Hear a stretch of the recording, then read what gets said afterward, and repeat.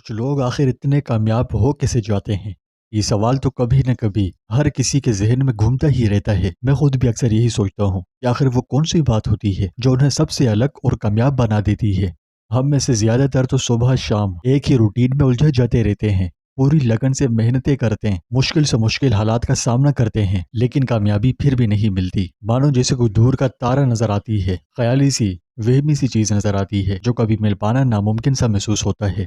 لیکن یہاں سمجھنے والی اصل بات یہ ہے کہ ہر شخص کے لیے کامیابی اس کی ضرورت کے مطابق الگ الگ ہوتی ہے۔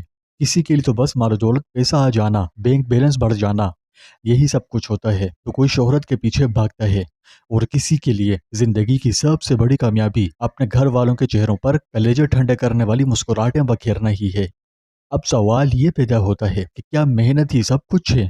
بس دنیاوی حکمت عملیاں بنا بنا کر عمل کرنے اور چالاکیاں ہی انسان کو منزل تک پہنچا دیتی ہیں؟ میرے خیال میں ہرگز نہیں، بالکل نہیں۔ ان کی کامیابی کے پیچھے ایک راز ہے۔ یہ کوئی ایسا راز نہیں جو کسی کو معلوم نہ ہو، ہاں اکثر نظر انداز کر دیا جاتا ہے۔ معلوم تو سبھی کو ہے، یہ الگ بات ہے، ورنہ سب عموماً سبھی جانتے ہیں کہ مثبت سوچ انسان کو کامیابی کی بلندیوں پر پہنچا دیتی ہے، اور یہ سوچ آتی ہے تعلق مع اللہ سے، اور تعلق مع اللہ کا سب سے آسان ذریعہ استغفار ہے۔ جی ہاں، اور استغفار صرف ایک دعائیہ جملہ نہیں، در حقیقت اللہ تعالیٰ سے اپنا منقطع تعلق بحال کرنے کا، اس سے اپنی خطاؤں کی معافی مانگنے کا دروازہ ہے۔ یقین کیجیے ایسی کنجی ہے جو بندشوں کو کھول دیتی ہے اور مشکلات کو آسان بنا دیتی ہے، اور ایسی خیر و برکتوں کا باعث بنتی ہے کہ انسان کبھی تصور بھی نہیں کر سکتا۔ اب ذرا قرآن کی بات سنیے، قرآن پاک میں ہے، مفہوم کیا کہتا ہے کہ اگر تم اللہ سے معافی مانگو گے تو وہ نہ صرف تمہیں معاف کر دے گا بلکہ آسمان سے خوب بارشیں برسائے گا، تمہیں مال و دولت دے گا، تمہیں اولاد سے نوازے گا، اور تمہاری زندگی کو باغ بہار کر دے گا۔ ایک مرتبہ ایک شخص حضرت حسن بصری رحمۃ اللہ علیہ کے پاس آیا اور کہا، حضرت بارش نہیں ہو رہی، دعا کریں۔ آپ نے فرمایا استغفار کرو۔ دوسرا آیا اور کہا، میری زمین بنجر ہو چکی ہے، کھیتی نہیں ہو رہی۔ آپ نے فرمایا استغفار کرو۔ تیسرا آیا، مجھے اولاد نہیں مل رہی۔ آپ نے فرمایا استغفار کرو۔ لوگ حیران ہوئے اور پوچھا، حضرت ہر انسان کا سوال تو الگ الگ تھا مگر آپ نے جواب سب ایک ہی دیا، یعنی استغفار بتایا سب کو، ایسا کیوں؟ آپ نے فرمایا، کیا تم نے قرآن میں نہیں پڑھا کہ استغفار سب حاجتوں کا علاج ہے؟ تو دوستوں ذرا غور کیجئے، آج ہم صبح شام شکایتیں کرتے ہیں، رزق کم ہے، کاروبار نہیں چل رہا، سکون نہیں ہے، دل بوجھل ہے، دعائیں مانگ مانگ کر تھک گئے، قبول نہیں ہوتی، جبکہ محبوب عالم صلی اللہ علیہ وسلم نے اس کا حل کیا بتلایا کہ استغفار کرو۔ یعنی جو شخص استغفار کرے اللہ اس کی پریشانی دور کر دے گا، ہر مشکل، دکھ، غم، مصیبت سے نجات بخشے گا، اور رزق وہاں سے عطا فرمائے گا جہاں انسان کے وہم و گمان میں بھی نہ ہوگا۔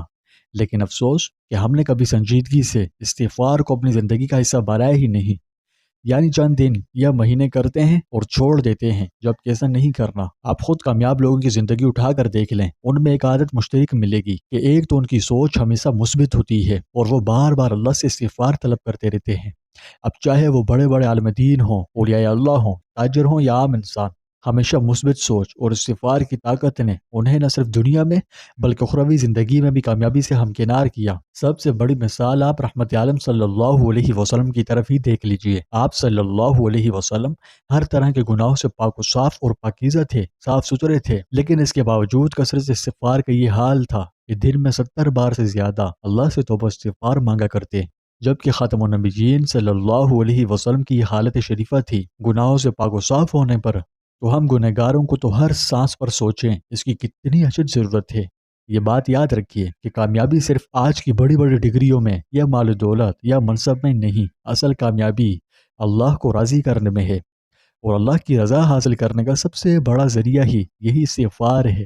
حضرت ابو سعید خدری رضی اللہ عنہ سے روایت ہے کہ جناب نبی کریم صلی اللہ علیہ وسلم نے فرمایا کہ شیطان نے اللہ تعالیٰ سے کہا تھا، اے میرے رب، تیری عزت کی قسم، میں ہمیشہ تیرے بندوں کو اس وقت تک گمراہ کرتا رہوں گا جب تک ان کی روحیں ان کے جسموں میں موجود رہیں گی۔ تو اللہ رب العالمین نے ارشاد فرمایا، میری عزت کی قسم، میرے جلال کی قسم، میرے بلند مرتبے کی قسم، جب تک میرے بندے مجھ سے مغفرت طلب کرتے رہیں گے میں انہیں معاف کرتا رہوں گا۔ تو دوستوں آئیں آج سے روزانہ کم از کم 100 بار سید الاستغفار پڑھنے کا صبح و شام عہد کریں۔ اگر سید الاستغفار نہ پڑھ سکتے ہوں تو استغفر اللہ ربی من کل ذنب واتوب الیہ، اس کو اپنی زبان کی عادت بنا لیں۔ اگر اتنا بھی نہیں پڑھ سکتے تو محض استغفر اللہ ہی پڑھ لیا کریں، اور خوب کثرت سے پڑھا کریں۔ پھر اس کے بعد دیکھیے کہ کیسے اللہ آپ کی زندگی بدلتا ہے اور مشکلات انشاءاللہ آپ کی آسان ہو جائیں گی۔ کامنٹ میں ایک بار استغفر اللہ ضرور لکھیں۔